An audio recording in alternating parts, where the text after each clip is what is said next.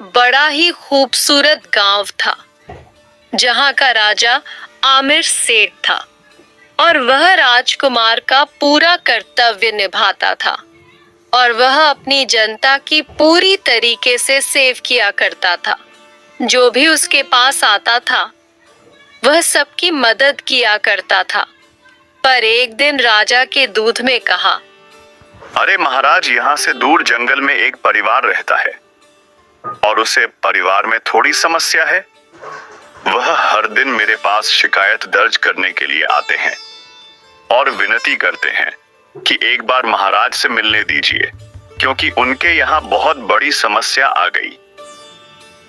महाराज, क्या अब जानना चाहते हो महाराज जंगल में?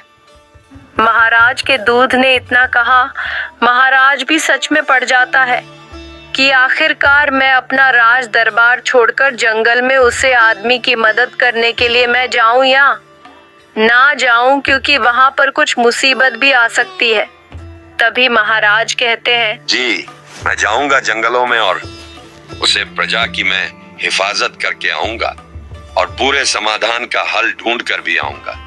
मेरे साथ कुछ अच्छे सिपाही का बंदोबस्त करके हम कल सुबह 10 बजे निकलेंगे और एक बात किसी को पता नहीं चलना चाहिए कि मैं जंगलों में गया हूँ। अगर किसी को पता चल गया तो यह महल में हमला हो सकता है, क्योंकि पूरी प्रजा मेरे अच्छे कामों में सारे लोग वह मेरा सिंहासन हड़पना चाहते हैं, इसलिए किसी को पता नहीं चलना चाहिए।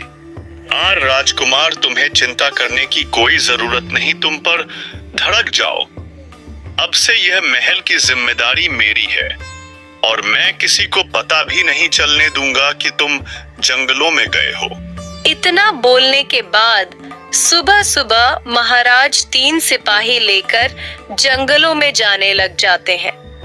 जंगलों में पहुंचने के बाद उसे कोई घर दिखा ही नहीं देता है और वह महाराज बड़ी चिंता में आ जाते हैं। आखिरकार क्या मेरे दूध में मुझसे झूठ कहा? इतना सोचने के बाद महाराज थोड़ा दूर चलते चलते एक घर उन्हें दिख जाता है। घर देखने के बाद महाराज में थोड़ी जान में जान आई है और महाराज उसे घर के अंदर चले जाते हैं। अंदर जाने के बाद उन्हें एक बूढ़ी दादी माँ, एक गरीब इंसान और उसके करीब भाई दिखती है। उन्हें ऐसा देखकर लगता था कि वह बहुत करीब है और उनके ऊपर बहुत ही बड़ा संकट आया है। तभी महाराज कहते हैं, अरे राहुल, तुम तो पहले 2 राज्य मंत्री थे और तुम्हारे पास तो बहुत सारे पैसे थे, परंतु तुम इतने गरीब में क्यों जी रहे हो? मुझे तुम बताओ, क्या तुम्हारी कोई समस्या आ गई? अब बताओ, मैं तुम्हारी पूरी समस्या कहानी करने के लिए तुम्हारे पास आया हूँ। महाराज, मेरी बहुत बड़ी समस्या है महाराज, मैं तुम्हें कैसे बताऊं? मुझे ही समझ में नहीं आ रहा है कि यहाँ पर आधी रात में एक भयानक चुड़ैल आती है महाराज, और वह रोज आकर मुझसे कहती है, तुम्हारे पास जो भी हो थोड़ा सा मुझे दे दो, अगर नहीं दिया तुम्हारी माँ को उठाकर मैं ले जाऊंगी और धीरे धीरे सभी को उठाकर ले जा लूंगी। मैं डरते डरते जितना भी घर में था सब चुड़ैल को दे दिया। अब यहाँ पर तो ना बर्तन कुछ भी नहीं है, ये मंत्र पूरा घर खाली सा हो गया। महाराज, आप ही कुछ कर सकते हो महाराज, और मुझे चुड़ैल से छुटकारा दिला सकती है। ओ महाराज, क्या तुम्हें मेरी मदद करनी होगी? इतना बोलने के बाद महाराज की पड़ेगी घबरा जाते हैं, क्योंकि महाराज कुछ जरा भी अच्छा नहीं लग रहा था कि मैं क्यों आ गया जंगल में मदद करने के लिए। अब मैं आ गया हूँ, तुम्हें मना भी नहीं कर सकता, अब तो मेरी इज्जत का सवाल है। तभी महाराज कहते हैं, अरे मंत्री, तुम्हें घबराने की कोई आवश्यकता नहीं। हम आज रात यहीं पर रखेंगे और देखता हूँ कि कौन सी चुड़ैल तुम्हें परेशान कर रही। जब तक कि तुम्हारी परेशानी का हल नहीं हो जाता तब तक कि मैं यह घर छोड़कर नहीं जाऊंगा, चाहे कुछ भी हो जाए। इतना बोलने के बाद आधी रात के 12 बजे जाते हैं। और सभी दूर बाद ही सन्नाटा छाया हुआ था। सभी जंगली जानवर बड़े इंसान थे। तभी चुड़ैल घर के अंदर आ जाती है और सभी लोग घबरा जाते हैं और महाराज चुड़ैल को देखकर बहुत ज्यादा घबरा जाते हैं, परंतु उनके घबराहट सामने दिखाई नहीं देती है। तभी चुड़ैल कहती है, अरे वाह मंत्री, तुमने तो मेरा अच्छा खासा जुगाड़ पानी कर दिया। अब तो मुझे कुछ सोना चांदी मिलने वाला है, क्योंकि यहाँ तो राजकुमार आए हैं और मुझे तो दावत मिलने वाली है। अरे चुड़ैल, मैं तुम्हें यहाँ पर खत्म करने के लिए आया हूँ, ना कि दावत देने के लिए, ना सोना देने के लिए। तुम्हारी क्या परेशानी है? क्यों मंत्री के पीछे तुम हाथों की पड़ी हो? मैं तुम्हें अभी के बता देता हूँ, तुम छोड़कर चले जाओ। अरे वाह, मैं तो इन्हें छोड़कर चले जाऊंगी। मुझे धमकी देने की कोशिश मत करो, मैं किसी से नहीं डरती। परंतु मेरी तो एक शर्त है, मैं सभी को छोड़कर चली जाऊंगी और हमेशा के लिए चली जाऊंगी।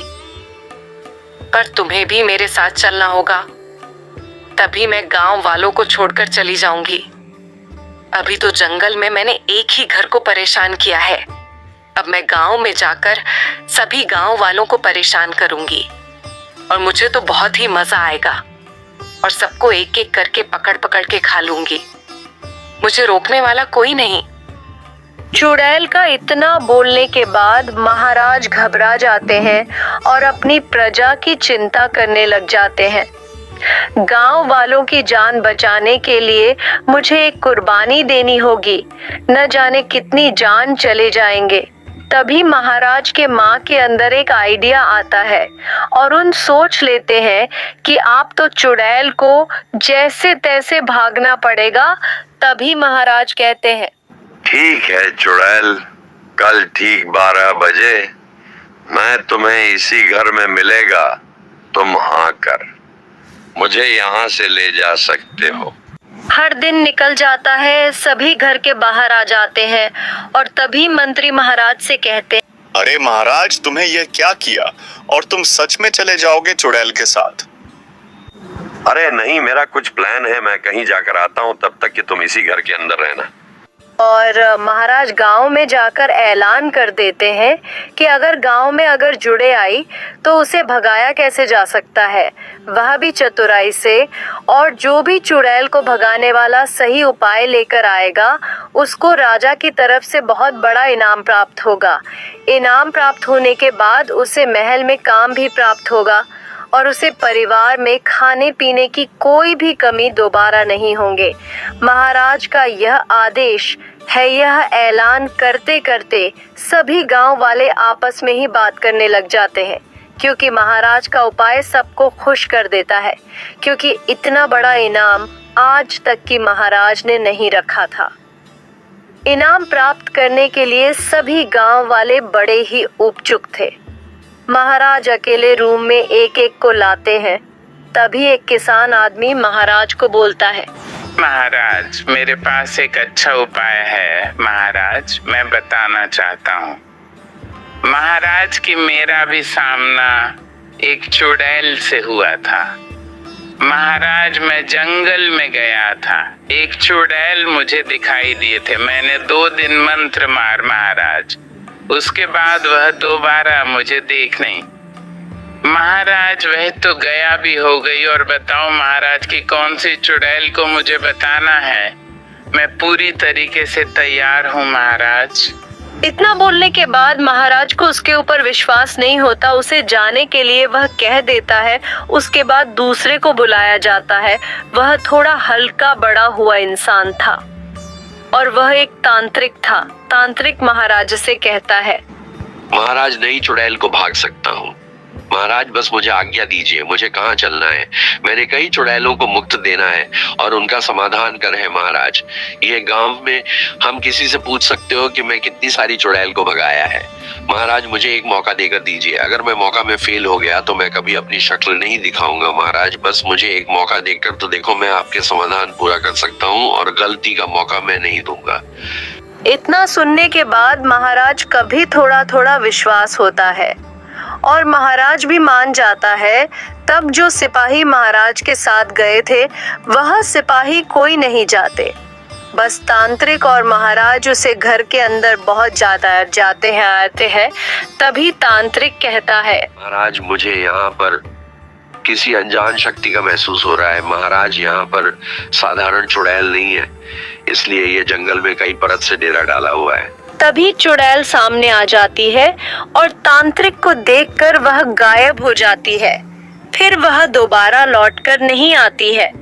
तब से ही महाराज मुझे सम्मान देते हैं।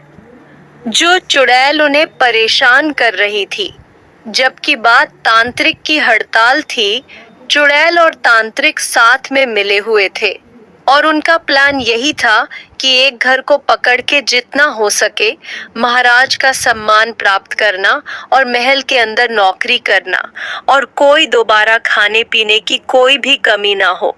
इसी का मौका उठाकर महाराज के सामने हो जाकर बात करने लग जाता है और बस तब से चुड़ैल और तांत्रिक साथ में रहते हैं और दोबारा वह गांव में मुसीबत नहीं आती।